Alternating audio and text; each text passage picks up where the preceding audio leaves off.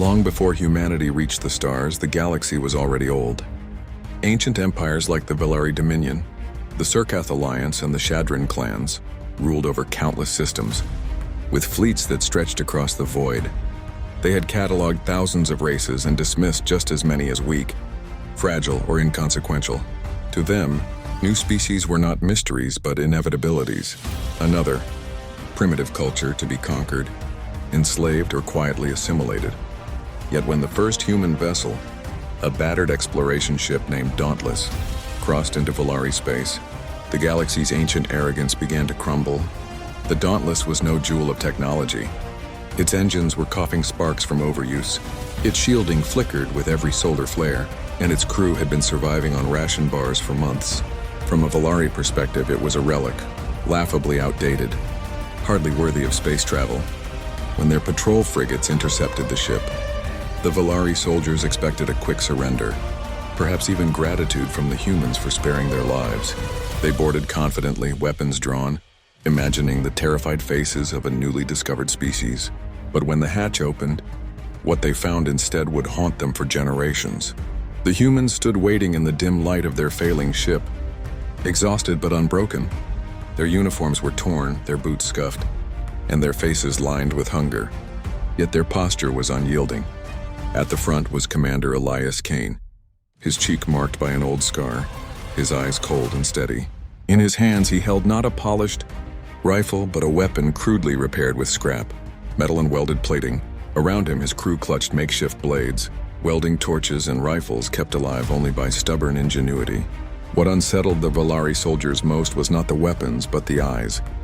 Eyes that did not plead, did not tremble, but burned with something alien to the aliens, defiance. The Velari commander barked an order, demanding the humans kneel. For a moment, silence filled the corridor. The aliens expected hesitation, perhaps eventual submission.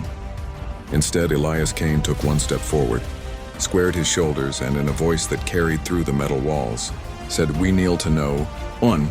Those words cracked through the arrogance of the Velari like a blade.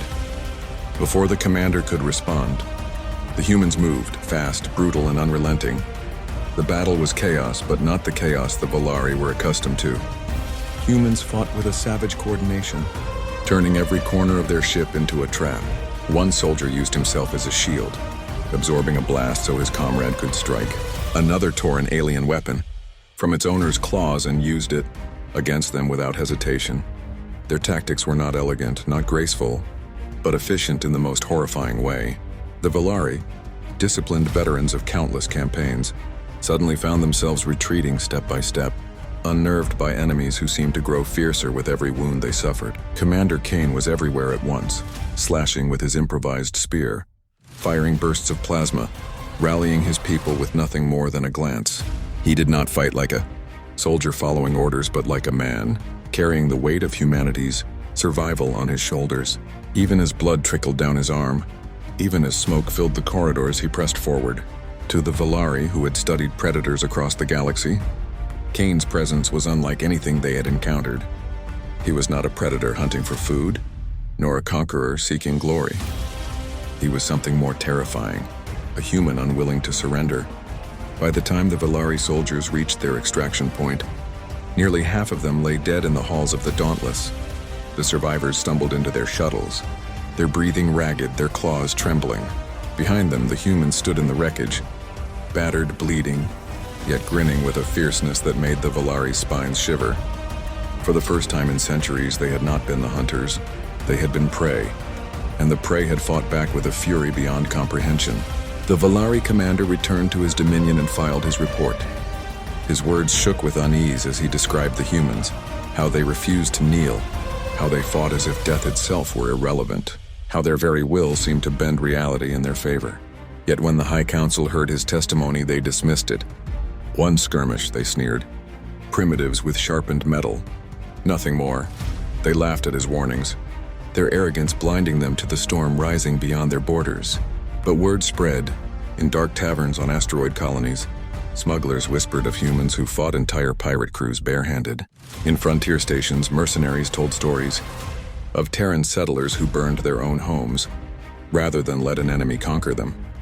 Slowly, a legend began to grow.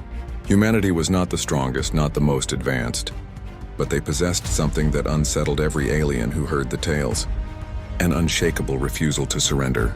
As humanity expanded, clashes became inevitable.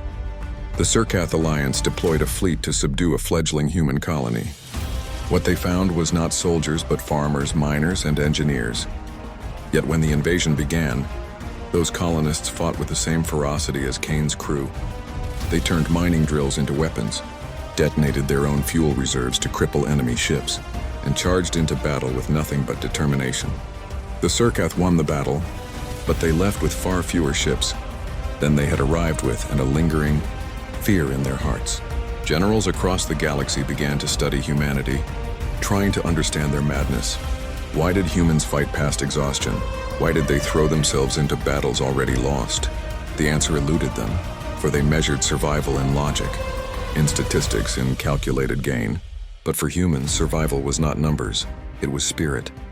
They fought not just for themselves, but for the person beside them, for families light years away, for the stubborn belief that no force in the galaxy could dictate the limits of their will. Decades passed, and what began as whispers turned into doctrine. Alien children were told stories of humans like monsters in the dark, creatures who smiled when cornered, who turned defeat into victory, who could not be broken. Captains drilled their soldiers to expect the unexpected, to never underestimate a human's capacity for defiance. Still, even prepared, most found themselves shaken the first time they faced Terrans in battle. The Valari Dominion, desperate to redeem their pride, launched a full invasion of human space. They sent entire fleets, confident their overwhelming power would crush the upstarts. Instead, they found a nightmare waiting. Human pilots rammed their fighters into cruisers. Soldiers fought hand-to-hand inside burning corridors, and entire colonies refused evacuation, turning their cities into fortresses of defiance. The Valari fleets returned crippled, their commanders broken, their arrogance shattered. From that war onward, the galaxy changed. Treaties were written in cautious tones. Even the most arrogant empires spoke with care when addressing human diplomats. They feared not humanity's weapons, but their spirit. Other species surrendered when cornered. Humans smiled, bared their teeth, and charged forward. That difference rewrote the balance of power. And so across the stars, the phrase was whispered like a warning. The first time aliens saw humans, they learned fear.